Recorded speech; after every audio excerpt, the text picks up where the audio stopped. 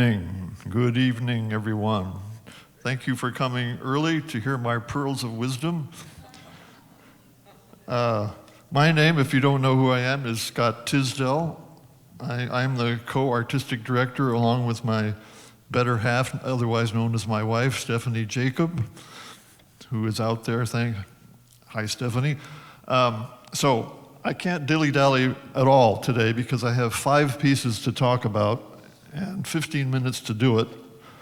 So let me get my notes here and then I'll get going. The first piece has a rather convoluted backstory, and I'm going to try to make it as clear as I can. First of all, it's known as the Adagio, the Albinoni Adagio.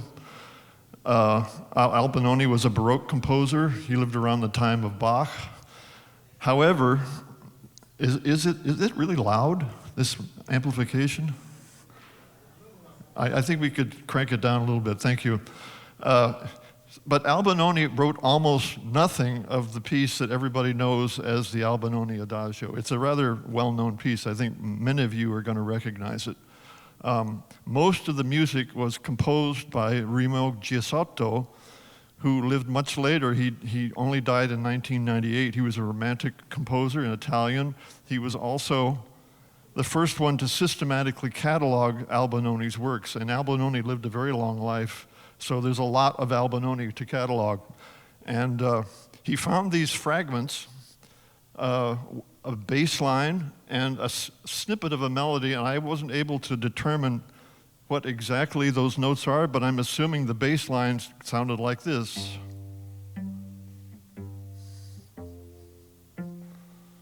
Very simple. Something like that, and then there are a number of melodies that go on top of that that could qualify. But Giussotto basically constructed an entire, very beautiful piece in romantic style around these Baroque fragments. So it's really a piece by Giussotto. As I said, it's quite a popular piece, and it's been used in a lot of movies.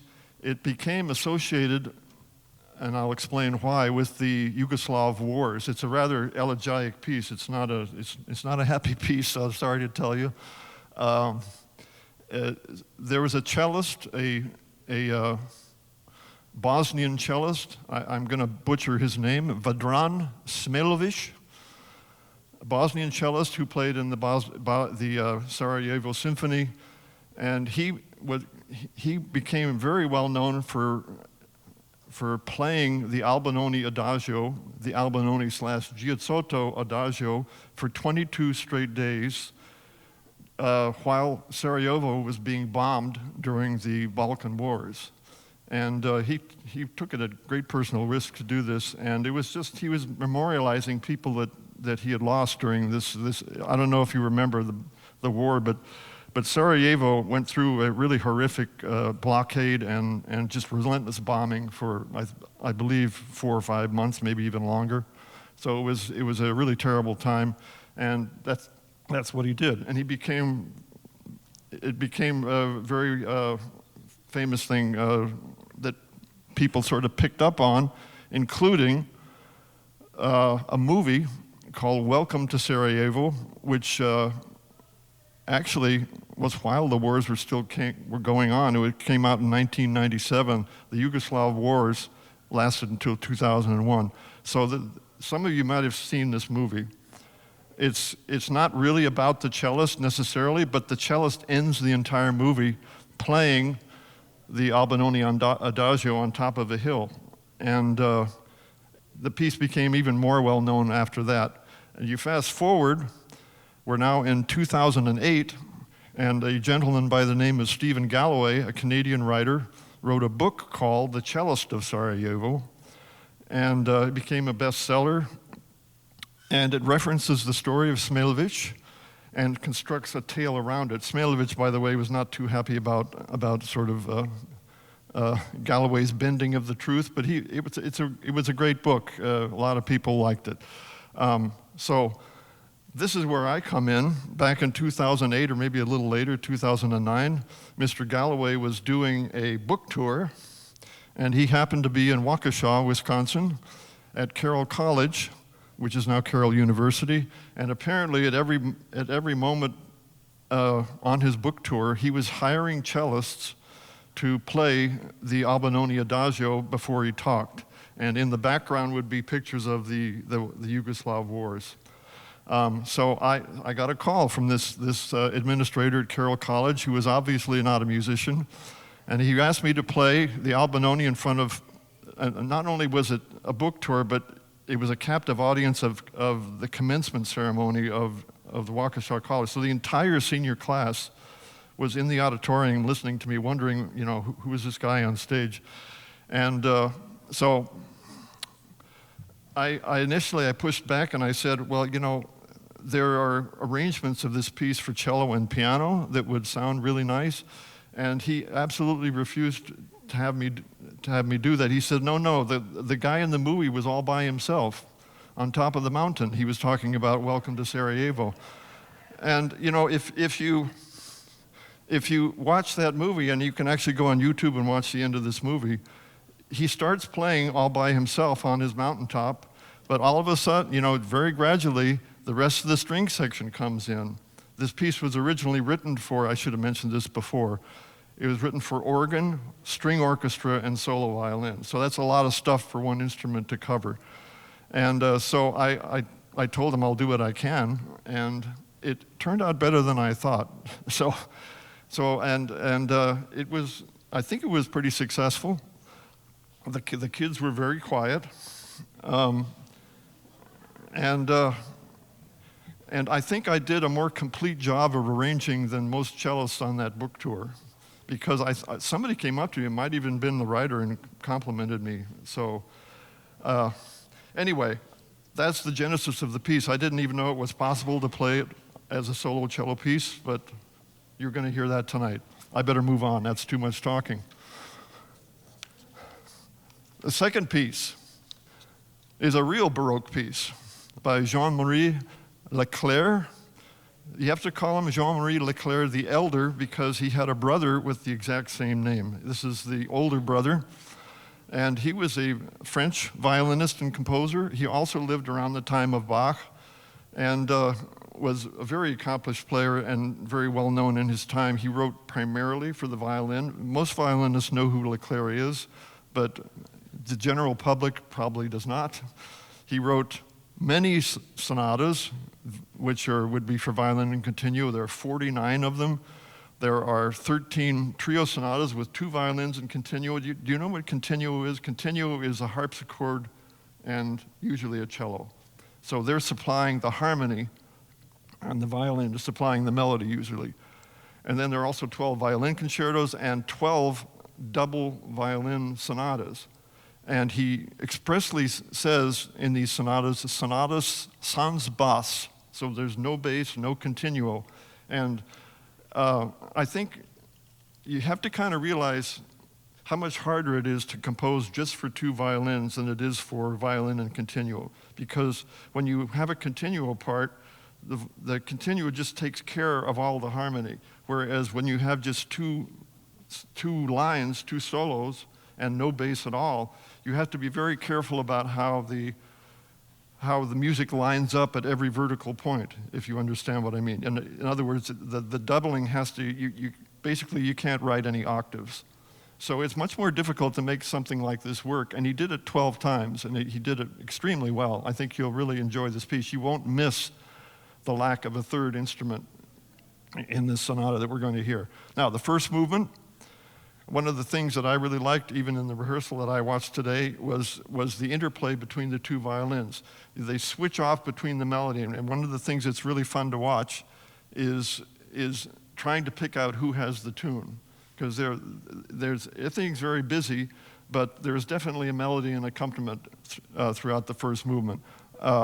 There's something especially in the first movement called bariolage, which sort of increases the richness, and I'll demonstrate that. It's basically playing between 2 strings. And when you have a string instrument, what that does is both the strings are ringing at the same time. And it's more exciting than just going. So that's something that adds to the flavor of the piece. Also, another interesting thing about this piece is, this is a Baroque piece, as I said. It's really a prototype of a sonata form. And I think some of you know what a sonata form is, but the sonata form did not really codify until the classical period, which is later. So it's very interesting. You hear this in Bach, too, in his solo cello suites, for example, where you almost get a sonata form. You get a exposition, you get a development where things get really crazy, and then you get a return to the original material.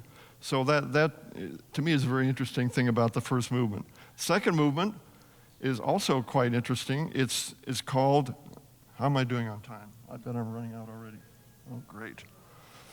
5 minutes. I think I'll just skip that. It's a wonderful piece. Louise Farrenc, I hope I'm pronouncing that right. Now, it is Louise, not Louis, so that means we have a woman composer. She was also a Romantic era composer, died in 1875.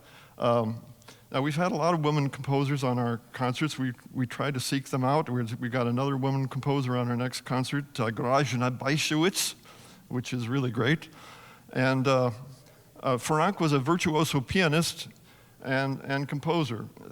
And I think she sort of was following in the footsteps of other women composers of that era, specifically Clara Schumann and Fanny Mendelssohn, both of whom wrote a lot of chamber music, and this is kind of the same kind of style, although it's different in that it's piano and winds and not piano and strings. And I think one reason for that might be that she studied with Anton Reicha. We actually played a Reicha piece here a few years ago. He wrote 25 woodwind quintets. He basically introduced the woodwind quintet as a viable, chamber music combination. Anton Reicha. You don't hear about him too much, but woodwind players all know about him. So I think that's why this piece and other pieces of Farrenc have winds rather than strings. I'll tell you quickly, how much time do I have? 3 minutes. It's a great piece. Let's move on. I wanted to save 3 minutes for the Dvorák. Hang on. Yeah, I knew I was going to run out of time. I always do. Dvorák, some of you might know this. He was, of course, a Czech composer. And he actually spent several months in a place called Spillville, Iowa, which I never looked that up on a map, but I think it's kind of out in the middle of nowhere. And but he was a Midwestern guy for about 6 months, I believe. And during that time he was in Spillville, he wrote this quartet, and it's become the most popular quartet that Dvorák has written. He wrote 14 quartets, and this one, you probably will, I think I've heard this on NPR, this quartet, and many other places. Just one sort of feature about it that I wanted to point out. A lot of scholars have attempted to, because Dvorák was very interested in folk music of the United States, especially Negro spirituals and other folk songs and one of the features of American folk music is what's called the pentatonic scale. I want to demonstrate that really quick. If I take a regular scale, it sounds like this. If I take out 2 notes, that's a pentatonic scale. And I was going to go into lots of interesting things about it, but there's lots of songs that are pentatonic.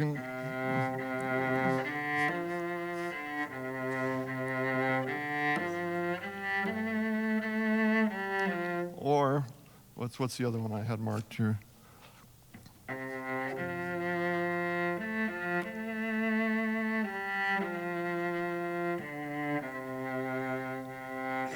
We know those songs, right? So here's how Dvorák handles the pentatonic scale. This is the opening tune. I have to read viola here.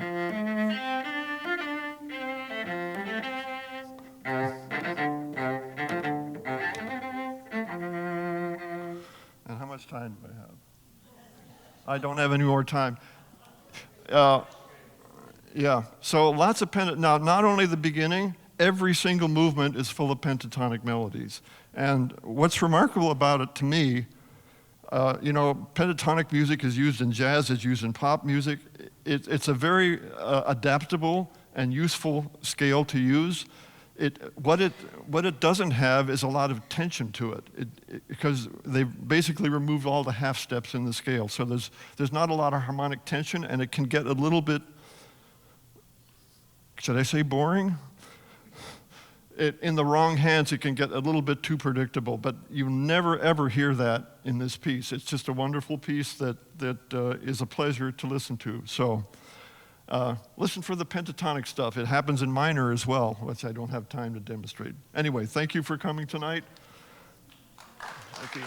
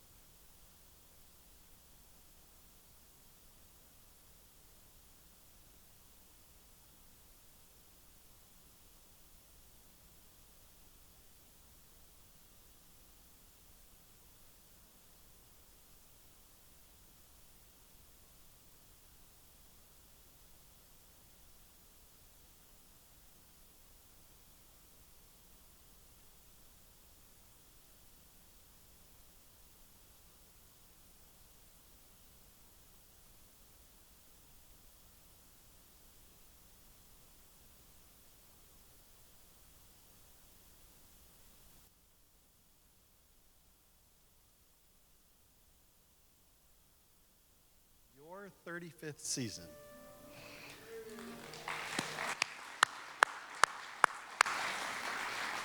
And I say yours because none of this would be possible without your ongoing interest in this form of the arts, or in your desire to provide quality music education here on Washington Island.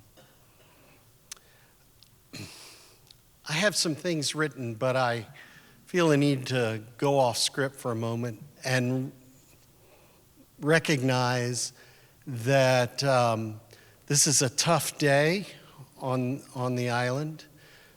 Some of our island families are hurting today, and I think it helps us remember the blessings in our lives. I hope it reminds us to hug those we love and perhaps fix old wounds, heal old wounds, and make the most of our time here. This season, we'll say hello to new music and to several new musicians in the ensemble. We'll meet a new guest artist with island ties.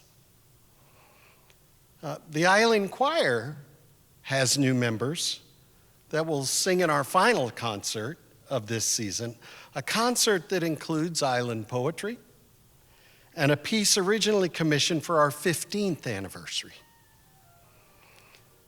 But it's also a season in which we'll be saying thank you to people whose roles in support of the festival are changing.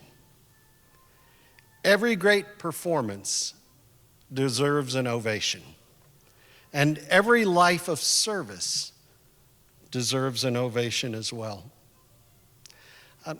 Tonight especially, I'd like to remember a former board member, Judy Shirakis.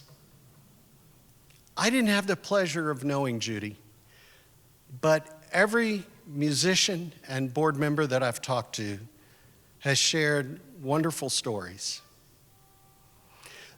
I can see at least one person in this light that I know is an editor by profession. And they may have already noticed on page 21 of our program something rather unusual.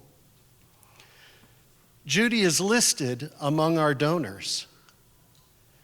She's also listed in the memorials section. Early in this seasonal year, since our last 34th set of concerts, our last season, last summer, she made, again, a wonderful gift to this effort, and then was tragically taken from us before she could enjoy this.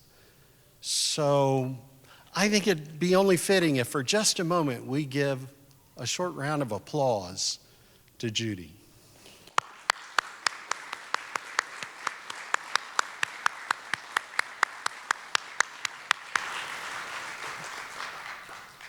On a much more mundane note, I want to direct your attention to something else in the program, and I see the house lights are down, so you may be only able to see it in the intermission. Oh, you see Ultimate Power.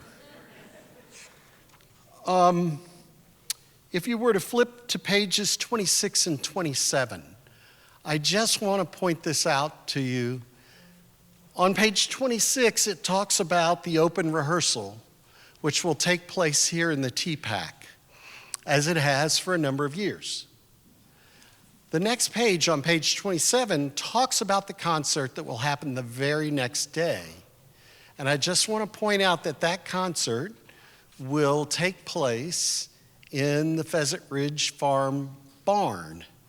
Now, those of you who have been coming to the festival for many years will know the address because we used to have concerts there quite frequently. In fact, I think there was a period of time where it was the location for concerts. And it seemed fitting to return, and so we thank the Tammy Steelman and her family for that. As the house lights begin to come down here in just a moment, I'd ask that you take a moment with me to silence your phones so that we can all enjoy the music tonight. I hope to meet you outside after the performance for some refreshments and a little celebration of this 35th year. And so with that, I will stop talking, which I know my wife will appreciate, and I will turn things over to the folks who really came to hear tonight. Thank you.